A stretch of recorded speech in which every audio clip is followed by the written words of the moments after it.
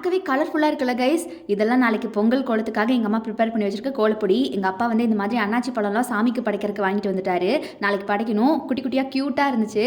நாளைக்கு படைச்சிட்டு தான் நம்ம சாப்பிட்ணும். அப்புறம் எங்கள் அம்மா வந்து வெளியில் உட்காந்து இதோ இந்த மாதிரி வேப்பந்தலை, இது வந்து மரத்துலேயே பொறிச்சிட்டோம், வேப்ப மரம் இருக்குங்கிறதுனால அதை அப்படியே காப்பு கூடலாம் கலந்து வச்சுட்டு இருந்தாங்க தரம் வாரியா. அப்பா வந்து இந்த மாதிரி காப்பு கட்ட ஸ்டார்ட் பண்ணிட்டாரு. இதோ இந்த மாதிரி நம்ம வீட்டில் காப்பு கட்டியாச்சு கைஸ். நீங்களாம் கட்டிட்டீங்களா?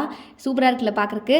சாமிக்கு பக்கத்தில் வீட்டில் இருக்க எல்லா ரூம்லேயும் வச்சுட்டு சாமிக்கு தீபாராதனை எல்லாம் காட்டி சாமி கும்பிட்டதுக்கப்புறமா நல்லா ஒரு பாசிட்டிவ் வைப் கைஸ். சச்ச டிவைன் வைப்னு சொல்லுவோம்ல, அந்த மாதிரி இருந்துச்சு நமக்கு.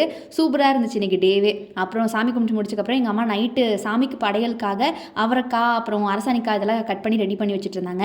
அப்புறம் நைட்டு ப்ரிப்பேர் பண்ணிட்டு இருந்தாங்க. எல்லாமே அப்படியே வச்சிடலாம், அப்போ தான் சீக்கிரம் செய்ய முடியும்னு. அதுக்கப்புறம் கொஞ்சம் நேரத்துலேயே பசிக்க ஆரம்பிச்சிருச்சு. எங்கள் அப்பா வடை வாங்கிட்டு வந்திருந்தாரு. அதை பார்த்து நான் எக்ஸைட் ஆகிட்டேன். 1000 வடை இருந்தாலும் நமக்கு ரொம்ப பிடிச்ச உருளைக்கிழங்கு போண்டா மேலே தான் நம்ம கண்ணும் கையும் போகும்.